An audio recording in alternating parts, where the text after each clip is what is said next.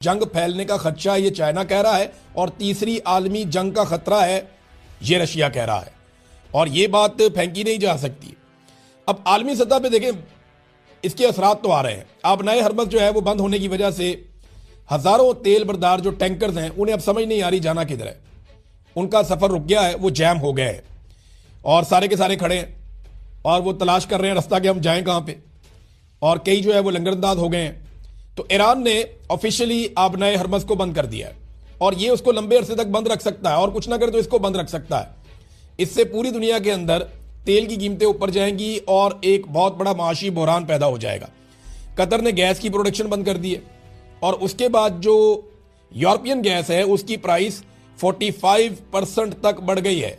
आज मैं आपको बता रहा हूं, कल ये 28% तक बढ़ी थी और अब जो खबर आई है लेटेस्ट वो ये बता रही है कि 45% तक यूरोपियन गैस की प्राइस बढ़ गई है, जो बहुत खतरनाक है और ये कोई अच्छी खबर नहीं है। अब नाज़रीन, एक और सवाल बार बार पूछा जा रहा है कि ये जो अमेरिका के 3 जेट गिरे हैं ये गिराए किसने। देखिए, ईरान ने गुज़िश्ता चंद महीनों में सरफेस से फजा में, यानी जमीन से फजा में मार करने वाले कुछ हथियारों का मुआहदा किया था, चाइना के साथ भी और रशिया के साथ भी। इन दोनों के पास ये हथियार बहुत अच्छी कैपेसिटी वाले मौजूद हैं। अब क्या ये हथियार इस्तेमाल हो रहे हैं, इसके बारे में आप अभी कुछ नहीं कह सकते क्योंकि जंग चल रही है, जंग के बाद इसका तखमीना लगाया जाएगा। लेकिन ईरान ये कहता है कि उन्होंने अमेरिकन तैयारे गिराए, लेकिन अगर कुवैत ने गलती से गिराए हैं तो गलती से एक आधा गिरता है ना, 3 तो नहीं गिर जाते। और ये जो तैयारे होते हैं या जो सिस्टम जिस मुल्क के अंदर ये चल रहा होता है वो आपस में इंटीग्रेट करते हैं कि गलती से वो गिरने भी लगता है तो वो फौरन उनको सिस्टम बताता है कि ये इसको नहीं छेड़ना आपने, ये हमारा है। तो अगर गलती से गिर जाता तो एक गिर जाता, 3 तो उन्होंने अनाउंस कर दिया, पता नहीं कितने गिरे। तो ये जो गिरे हैं, अगर ये गलती से गिरे हैं तो ये 3 नहीं गिर सकते थे। अब इसमें एक खबर और आई है और ये खबर ये बताती है कि कुछ जो कुवैती बैरिया के लोग हैं उनके ऊपर ऑपरेशन हुआ है और उसमें एक अहलकार जो है वो जाँ बहक भी हुआ है। अब ये क्या है, कहीं ऐसा तो नहीं है कि वहीं अंदर से किसी ने बगावत की और उन्होंने अमेरिकन तैयारों को निशाना बना दिया? क्योंकि देखें ना, हुक्मरान जो हैं वो अरब हुक्मरान अमेरिका के साथ अच्छे ताल्लुकात बना रहे हैं, लंबे अरसे से बना रहे हैं। लेकिन जैसे ही अरब हुक्मरानों के ऊपर मुश्किल वक्त आया, खलीजी ममालिक के ऊपर मुश्किल वक्त आया, अमेरिका ने अपना दिफाई निज़ाम वहां से हटा लिया। अमेरिका सिर्फ इन ममालिक को हमले के लिए इस्तेमाल कर रहा है, इनको बचाने के लिए कुछ नहीं कर रहा। अब इन ममालिक को सोचना पड़ेगा कि इनको अपना दिफाई निज़ाम खुद खड़ा करना होगा और अमेरिका के ऊपर अपना इन्हिसार कम करना पड़ेगा। अब ये ईरान के साथ खलीजी ममालिक को लड़वाना इस वक्त बहुत बड़ी ख्वाहिश है नेतन्याहू की और उसके लिए काम हो भी रहा है। मैं आपको एक खबर देता हूं, एक तो जो सऊदी अरब की ऑयल रिफाइनरी आरामको, इसके ऊपर जो अटैक हुआ, ईरान ने बड़ी वाज़ेह अंदाज में कह दिया, बल्कि उन्होंने ये कहा कि हमने अपने सऊदी भाइयों को आगाह भी कर दिया है कि इस हमले के पीछे हम नहीं है, हमने किसी रिफाइनरी के ऊपर किसी किस्म का मिसाइल नहीं दागा। अब इसकी इन्वेस्टिगेशन होना चाहिए कि ये मिसाइल किसने फेंका है, और अगर ये इसराइल की तरफ से आया है या किसी और तरफ से आया है तो ये फिर मामला बहुत लंबा चलेगा, ये यहां खत्म नहीं होगा। क्योंकि ईरान ने साफ कहा, ईरान कह सकता था हमने मारा, जंग में है वो, गलती से आ गया, लेकिन ईरान ने कहा जी हमने बिल्कुल नहीं मारा, हमने किसी ऑयल फील्ड के ऊपर अटैक नहीं किया। अमरीकी एक सहाफी हैं, ये टकर कार्लसन, इन्होंने एक इंकशाफ किया है। टकर कार्लसन ये कहते हैं कि कतर और सऊदी अरब में मुसाद के कुछ एजेंट्स पकड़े गए और ये बम धमाकों की प्लानिंग कर रहे थे। इस इल्जाम में गुज़िश्ता रात इनको पकड़ा गया है और ये कोशिश कर रहे थे कि जो अमेरिका के इत्तेहादी ये खलीजी ममालिक हैं, कतर और सऊदी अरब, यहां पे इस किस्म की बम धमाके या कार्रवाइयां करवाई जाए जिससे अनारकी फैले और इन्हें लड़ाई के ऊपर उकसाया जाए। अब ये देखें, ये खबर बहुत बड़ी खबर है कि यहां पे मुसाद के एजेंट पकड़े गए हैं इन मुल्कों में। तो अब अरब मुल्कों को यह बात समझ आना शुरू हो जाएगी कि ईरान हमारा दुश्मन नहीं है, बल्कि ईरान से डराकर हमारे ऊपर लंबे अरसे तक मुसल्लत रहने वाले लोग हमारे दुश्मन हैं। और हमें तो जरूरत ही नहीं थी इतना पैसा खर्च करने के लिए अपने दिफा पे, जितना हमने खर्च कर लिया। अगर अपने ऊपर खर्च लेते तो आज शायद बेहतर पोजीशन में होते। नाज़रीन, एक और बड़ी खबर है और वो ये है कि महमूद अहमदी नजाद बहुत मकबूल हैं ईरान के अंदर, साबिक सदर हैं ईरान के और बड़ी ज़बरदस्त शख्सियत के मालिक हैं और बड़ी शानदार इंसान है। महमूद अहमदी नजाद जो हैं वो बच गए हमले में। उनके बारे में पहले इतला आई थी कि उनकी शहादत हो गई है, लेकिन अब जो इतला आई है उसके मुताबिक वो बच गए हैं। यूरोप से पहले हुक्मरान ने आवाज उठाई है। ये स्पेन के वजीर आजम हैं पेड्रो, इन्होंने अमरीकी हमले और इसराइली हमले की मजम्मत कर दी है, इसे बैनुल-अक़वामी कवानीन की खिलाफ वर्जी करार दिया है और अपने अड्डे भी देने से इनकार कर दिया कि हम अपने अड्डे भी नहीं देंगे। जबकि बरतानिया ने अड्डे तो दे दिया अमेरिका को, लेकिन लड़ाई में उतरने से इनकार कर दिया। उन्होंने कहा हम इस लड़ाई का हिस्सा नहीं बनेंगे। हमने माजी से सबक सीखा है, जो इराक जंग में हमारे साथ हुआ उससे हमने ये सबक सीखा है कि अब हम दोबारा इस तरह की लड़ाई का हिस्सा नहीं बनेंगे और ना हम इस लड़ाई में आना चाहते हैं। नाज़रीन, खलीजी ममालिक में सूरत हाल बहुत अजीब है इस वक्त। वहां से जो अरबपति लोग हैं, खरबपति लोग हैं, जो पूरी दुनिया से आकर वहां पे रहते थे और वहां का शानदार अमनो अमान एंजॉय कर रहे थे, अब सर्दियों में पूरी दुनिया वहां आ जाती थी। आजकल सर्दियों का सीजन है, तो जैसे ही गर्मियां होती थी तो दुनिया के अमीर तीन लोग यूरोप में चले जाते थे, सर्दियां आती थी तो मिडिल ईस्ट में आ जाते थे। अब वो सारे लोग ये खित्ता छोड़कर भाग रहे हैं। इसके लिए Khalid international airport, king Khalid international airport है रियाद में, उसको इस्तेमाल कर रहे हैं और गाड़ियों की कतारें लगी हुई हैं। बहुत बड़े बड़े अरबपति अपनी फैमिलियों को लेकर गाड़ियों समेत वहां पे पहुंचे हुए हैं और प्राइवेट जेट्स के अंदर बैठ बैठ के निकल रहे हैं कि हमें यूरोप पहुंचा दो किसी तरह। और रास्ता भी बहुत लंबा लेना पड़ रहा है क्योंकि डायरेक्ट वहां से इसराइल वाली साइड से तो जा नहीं सकते, तो एक लंबा रास्ता लेकर ये लोग यूरोप जाने की कोशिश कर रहे हैं। और उसका रीजन क्या है? उसका रीजन ये है कि इन्हें खतरा है कि जंग फैलेगी और ये कहीं ना मारे जाए, कोई मिसाइल भूल भाल के इधर ना आ जाए। और यहां से निकलने के लिए जो पैसा ये खर्च कर रहे हैं, अब एक एक प्राइवेट जेट की जो परवाज है उसके लिए 2,60,000 पाउंड तक, यानी पाकिस्तानी ये कोई 10 करोड़ रुपया बनता है, 10-10 करोड़ रुपया दे के एक एक जेट को ले जाया जा रहा है कि जनाब हमारी फैमिली को यहां से यूरोप पहुंचा दें और हमें यहां से निकाल दें किसी तरह से। अब आ जाए नाज़रीन थोड़ा सा पाकिस्तान में। पाकिस्तान के अंदर जो है ना, ये दबाव बहुत बढ़ रहा है कि डोनाल्ड ट्रंप को जो अमन के नोबेल इनाम के लिए नामजद किया गया, वो नामजदगी वापस ली जाए। नवाज शरीफ ने ट्वीट किया, शहबाज शरीफ ने किया, किसी ने डोनाल्ड ट्रंप या अमेरिका का नाम भी नहीं लिया। हालांकि 160 बच्चियों को एक साथ दफनाया गया है, उनकी कब्रें तैयार कर दी गई हैं, उनकी नमाज जनाजा अदा की जाएगी, उन बच्चियों को एक साथ दफनाया जाएगा। ये मासूम बच्चियां कत्ल हुई हैं। पूरी दुनिया में इस मंजर के बाद गमो गुस्सा है। और करने वाले कौन है? Donald Trump, America, Israel, Netanyahu. तो ये नाम लेने के लिए तैयार नहीं है। नवाज शरीफ ने भी नाम नहीं लिया और कोई ऐसी बात नहीं की, बल्कि बिलावल तो चुप थे अमन के नोबेल इनाम के मामले पर। मरियम नवाज से जब यह सवाल किया गया कि आप क्या कहती हैं, शहबाज शरीफ ने डोनाल्ड ट्रंप को अमन के नोबेल इनाम के लिए नामजद किया हुआ है, तो मरियम नवाज ने हमायत कर दी। ठीक किया हुआ, शहबाज शरीफ जो करते हैं ठीक करते हैं, यानी अच्छा किया है शहबाज शरीफ ने डोनाल्ड ट्रंप को, यानी हमायत कर दी डोनाल्ड ट्रंप के अमन के नोबेल इनाम के लिए। इस वक्त मरियम नवाज ने, जिस वक्त ईरान के अंदर जो शहादतें हैं उनकी तादाद 600-700 के करीब बढ़ गई है, पाकिस्तान के अंदर 30 के करीब, 35 के करीब लोग जो हैं वो शहीद हो गए हैं और पूरे खित्ते को एक जंग की आग में लपेट दिया है। छोटे बच्चे तक जो हैं वो इसमें जांबाक हो गए और ईरान के सुप्रीम लीडर आयतुल्लाह खामनाई वो भी शहीद हो गए हैं। और उसके बावजूद मरियम नवाज कह रही है नहीं, शहबाज शरीफ ने ठीक किया है डोनाल्ड ट्रंप को अमन का नोबेल इनाम देने के हवाले से। तो ये खानदान ऐसा ही है, ये नहीं सीख सकते, ये हमेशा ऐसे ही रहेंगे।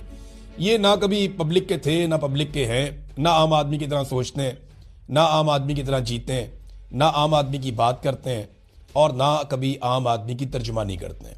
नाज़रीन, पाकिस्तान में एक बड़ी अजीब चीज चल रही है। बहुत सारे ऐसे टाउट्स हैं जो पाकिस्तान के आर्मी चीफ या फील्ड मार्शल आसिम मुनीर साहब और नवाज शरीफ और जरदारी साहब से उनका मौकिफ नहीं लेना चाहते, जो ओहदों पे बैठे हुए उनसे मौकिफ नहीं लेना चाहते कि जनाब क्या चल रहा है इसराइल और ईरान के मामले पे, आपके दिल पे आप बताइए ना। उनसे मौकिफ नहीं लेना चाहते, लेकिन जेल में बैठे हुए कैदी नंबर 804 से जानना चाहते हैं कि बताओ अब आप इस मामले में क्या कहते हो। भाई अगर आप जानना ही चाहते हैं तो उनका ट्विटर खुलवा दें, अगर आप जानना ही चाहते हैं तो उनसे किसी को मिलवा दें ना। आप जब इमरान खान की किसी से मुलाकात ही नहीं हो रही, जब वो किसी से मिल ही नहीं रहे, तो उनका स्टेटमेंट बाहर कैसे आ जाएगा? फिर वो अजीबोगरीब बातें करते हैं कि जनाब वो ट्विटर के ऊपर स्टेटमेंट तो दे सकते हैं। भाई ट्विटर के ऊपर जो लोग बैठे हुए ना इमरान खान साहब की टीम में, अगर आपको समझा देता हूं, वो लोग इंतजार करते हैं जब भी इमरान खान साहब की लोगों से मुलाकात होती है तो वो उन सब लोगों से बात करते हैं, उन सब लोगों से उनके स्टेटमेंट्स लेते हैं, फिर उसको वेरीफाई करते हैं, उसको रीचेक करते हैं और इस तरह इमरान खान साहब का एक कंप्रीहेंसिव पूरा स्टेटमेंट बना के वो उनके ट्विटर पे डाल देते हैं। इस तरह इमरान खान साहब का स्टेटमेंट बाहर आता है। अगर आप इमरान खान से 15 दिन या 20 दिन मुलाकात बंद करवा देंगे ना, तो 15 दिन 20 दिन इमरान खान साहब का कोई स्टेटमेंट बाहर नहीं आएगा। ये माजी में हमने होता हुआ भी देखा है। इमरान खान का स्टेटमेंट सिर्फ तब बाहर आता है जब कोई जाता है और जाकर इमरान खान साहब को मिलता है। और अगर इनकी तसल्ली नहीं हो रही तो देख ले, इमरान खान से ज्यादा आज तक कभी किसी ने इसराइल को चैलेंज नहीं किया, पाकिस्तान के किसी हुक्मरान ने नहीं किया, और इतने खुलकर स्टेटमेंट किसी ने नहीं दिए जैसे इमरान खान साहब ने स्टेटमेंट दिए हैं। और जो इस वक्त बाहर है हुक्मरान या लोग जिनमें आप ये कह दें नवाज शरीफ है, जरदारी साहब है, आर्मी चीफ है, इनसे नहीं पूछते जनाब आपने स्टेटमेंट क्या दिया है या आप इसके बारे में क्या कह रहे हैं। फजलुर रहमान साहब से पूछ लें, बाकियों से पूछ लें आप। वो एक बंदा कैदी है, उससे मुलाकात ही नहीं हो रही, उसका स्टेटमेंट कैसे बाहर आएगा? या तो सुबह उसकी मुलाकात करवाएं और देखें उसका स्टेटमेंट कैसा बाहर आता। आप सबके मुंह लाल हो जाएंगे ऐसा जवाब वो देगा। मैंने पिछले व्लॉग में आपको बताया था कि आर्मी चीफ के हवाले से इकोनॉमिक टाइम्स में खबर छपी है और उसमें यह कहा गया कि आर्मी चीफ को दावत नहीं दी अमेरिका ने। व्हाइट हाउस ने यह क्लेम किया है और उन्होंने डिनाई किया है, यह तरदीद की है इन खबरों की कि पाकिस्तान के army chief general Asim Munir को या दुनिया के किसी और आर्मी चीफ को अमेरिकी फौज की 250वीं जो एक एनिवर्सरी है उस परेड के मौके पे दावत दी गई। किसी को दावत नहीं दी गई और ये खबरें झूठ थी और झूठ फैलाया गया। इसमें हुआ क्या था, अब ये कहानी मैं आपको बताता हूं, ये बड़ी दिलचस्प है। हुआ ये कि सबसे पहले ये खबर डाली इंडियन मीडिया ने और एक दाने के तौर पे डाली, तो पाकिस्तान में मौजूद टाउटों ने ये दाना चुग लिया। जरा मैं आपको फिर बताता हूं कि इंडियन मीडिया ने ये दाना डाला और पाकिस्तान में मौजूद जो टाउट्स हैं, जो प्रोएक्टिव टाउट्स हैं या जो सुपर टाउट्स हैं, जो बहुत हर वक्त तैयारी में रहते हैं कि जूता कहीं नजर आए तो हमने पॉलिश करना है फटाफट, जो हर वक्त पॉलिश अपने मुंह पर मलकर तैयार रहते हैं कि कहीं पे जूता नजर आ जाए हमने जनाब फौरी तौर पे उसको पॉलिश करना है।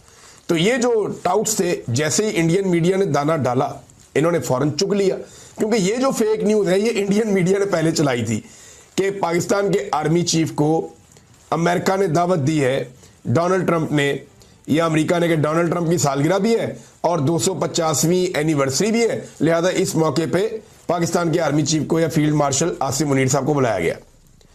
अब इसके ऊपर टाउटों ने दाना चुग लिया और उन्होंने एक के बाद एक जमीन आसमान के कलाबे मिलाना शुरू कर दिए और इन्हें एस्टेब्लिशमेंट ने मना भी नहीं किया कि ये तुम क्या कर रहे हो, क्योंकि ये तो झूठी तारीफें कर रहे थे, ये तो खुशामद कर रहे थे और खुशामद तो सबको पसंद होती है। तो इस झूठ की बुनियाद के ऊपर इन्होंने पूरा एक महल खड़ा कर दिया जिसकी वजह से बाद में शर्मिंदगी हुई। अब वही इंडियन मीडिया जिन्होंने दाना फेंका था और इन्होंने दाना चुग लिया, तो उन्होंने बाद में बड़े आराम से व्हाइट हाउस का मौक़िफ़ लिया या नहीं लिया, जो भी किया उन्होंने उसके ऊपर खबर जारी करवा दी कि जनाब इनको तो दावत मिली नहीं। और ये क्लेम नहीं कर सकते कि दावत मिली या नहीं मिली। मैंने अपने तौर पे सोर्सेज से पता किया तो मुझे जो एस्टेब्लिशमेंट के सोर्सेज हैं उन्होंने बड़ा क्लियरली कहा, उन्होंने कहा मेरे कोई दावत नहीं आई थी और हमने कहीं क्लेम नहीं किया कि दावत आई थी। लेकिन मजे की बात यह है कि पाकिस्तान की जो एस्टेब्लिशमेंट है उसे चाहिए कि ये जो प्रोएक्टिव किस्म के टाउट्स हैं इनको लगाम डालें और शर्मिंदगी से बचने के लिए इन टाउट्स को ये बता दें कि जब आपको कोई व्हाट्सएप आए तो उसके ऊपर आप खबर दे दिया करें, जैसे आप हमेशा देते हैं। अपने जहन से काम लेने की कोशिश ना करें या शाह से ज्यादा शाह के वफादार बनने की कोशिश ना करें। तो हुआ यह था कि जाली खबर जो चलाई थी वो इंडियन मीडिया ने चलाई थी, उन्होंने पहले फैलाई थी बकौल जो अभी तक सोर्सेज सामने आ रहे हैं, जो चीजें सामने आ रही है। लेकिन जो पाकिस्तानी टाउट्स हैं उन्होंने गेम चक के रख दी, PMLN के अकाउंट्स हो या दीगर हो। उन्होंने कहा जनाब कमाल ही हो गया भाई, आसिम मुनीर साहब के आगे बिछ गया डोनाल्ड ट्रंप, इंज हो गया तो उंज हो गया। कहानी के ऊपर कहानी, कहानी के ऊपर कहानी, ऐसी ऐसी कहानियां जमीन आसमान के कलाबे इन्होंने मिलाए कि पता नहीं क्या हो गया। भंगड़े डाल दिए, गिद्दे डाल दिए, इन्होंने माइये गाना शुरू कर दिए आसिम मुनीर साहब के और डोनाल्ड ट्रंप के। लेकिन बाद में पता चला कि जनाब वो तो काम ही कोई नहीं हुआ, बल्कि व्हाइट हाउस की तरदीद छाप दी गई। अब इस सारे मामले के ऊपर एक सुबकी सी हुई है और मेरे ख्याल में यहाँ पे पाकिस्तान की एस्टेब्लिशमेंट के लिए बहुत कुछ सीखने के लिए है कि जब कोई खुशामद कर रहा हो तो तब भी उससे बचना चाहिए, क्योंकि खुशामद के नतीजे में भी बाद में कभी कभी प्रॉब्लम क्रिएट हो जाते हैं। इसराइल और ईरान की तरफ जाते हैं, लेकिन पहले गंडापुर साहब की जो बारीक वारदात है इस पर पाकिस्तान तहरीक इंसाफ में काफ़ी तशवीश पैदा हुई है। मेरी एक दो लोगों से बात हुई है, लेकिन तफसीली जो पार्टी का मौक़िफ़ है वो मैं लेने की कोशिश करूँगा। ज़ुबैर अली खान साहब ने इस पे खबर दी है कि जो पॉलिटिकल कमेटी है पाकिस्तान तहरीक इंसाफ की उसमें बड़ी तशवीश है और वो बहुत परेशान है गंडापुर के स्टेटमेंट्स को लेकर। यानी अभी तहरीक इंसाफ की क़यादत इतनी कमज़ोर है बेचारी, वो इतने कमज़ोर लोग हैं जो लगे हुए हैं कि वो अली अमीन गंडापुर से सवाल भी नहीं पूछ सकते, और जो भी अली अमीन गंडापुर से जवाब तलबी करना चाहता है उसकी कहीं और से जवाब तलबी हो जाती है, या इदारे हाथ पैर धोकर उसके पीछे पड़ जाते हैं, उसकी ज़िंदगी तंग कर देते हैं, उसके लिए पाकिस्तान की ज़मीन तंग कर दी जाती है। अब इमरान खान साहब ने पहले 2 मरतबा, देखे ना, इसको बारीक वारदात को आप समझिए। गंडापुर साहब क्या कह रहे हैं? गंडापुर साहब ने जो अल्फाज इस्तेमाल किए हैं वो कोई अस्करियत पसंद इस्तेमाल कर सकता है, टीटीपी इस्तेमाल कर सकती है, कोई मजहबी जनूनी जमात इस्तेमाल कर सकती है, कोई ऐसी जमात जिसका कोई और मिशन हो वो इस्तेमाल कर सकती है, लेकिन पूरे पाकिस्तान के अंदर एक साथ लोगों में मकबूल जमात जो चारों सूबों की नुमाइंदगी करती है, पूरे मुल्क के अंदर उसकी नुमाइंदगी है, ऐसी जिम्मेदार जमात का कोई भी जिम्मेदार रुकन ऐसी बात नहीं कर सकता। गोलियां मारेंगे, हथियार लेकर जाएंगे, एक के बदले 2 गोलियां चलाएंगे। भाई जब इमरान खान ने पहले, देखे ना, बारीक वारदात यह है कि इमरान खान ने तो अब इस्लामाबाद बुलाया ही नहीं, अडयाला जेल बुलाया ही नहीं, तो आप मुंह उठा के लोगों को क्यों कह रहे हैं कि जनाब अडयाला जेल जाएंगे हम बंदूकें लेकर? हालांकि इसी अली अमीन गंडापुर ने मुझे बहुत पहले ये बात एक दिन बताई थी, और ये गवाही भी देंगे कि इन्होंने मुझे बताई थी कि इमरान साहब, कई लोग ये कहते हैं कि अडयाला जेल चले जाओ, तो हमने अडयाला जेल कभी नहीं जाना। मैंने कहा जी क्यों नहीं जाना? तो उन्होंने कहा इसलिए नहीं जाना कि हम अडयाला जेल जाएंगे तो इसी बहाने कोई ना कोई दंगा करवा के अंदर इमरान खान को नुकसान पहुंचा देंगे, और बाद में ये हमें कहेंगे कि तुम्हारी वजह से हो गया है, और वो मुद्दा भी हम पे डाल देगा कि जनाब हमारे साथ ऐसे लोग गए थे जिन्होंने इमरान खान को नुकसान पहुंचा दिया है। ये अली अमीन गंडापुर ने इस खदशे का इजहार मेरे सामने किया था, मैंने अपने कानों से सुना, उन्होंने ये बात की थी। अब वो कहते हैं कि हम बंदूकें लेकर जाएंगे और अडयाला जेल जाएंगे। मुझे नहीं समझ आ रही कि वो क्या कहना चाह रहे हैं और क्या करना चाह रहे हैं। इमरान खान ने 2 मरतबा इस्लामाबाद बुलवाया था, ये हम सब जानते हैं, अच्छी तरह जानते हैं। 2 मरतबा इमरान खान ने इससे पहले कहा था कि इस्लामाबाद आ जाओ, तब अली अमीन गंडापुर साहब जो मुकर्ररा जगह रखी गई थी वहां पहुंचे नहीं, इस्लामाबाद तक आए और वो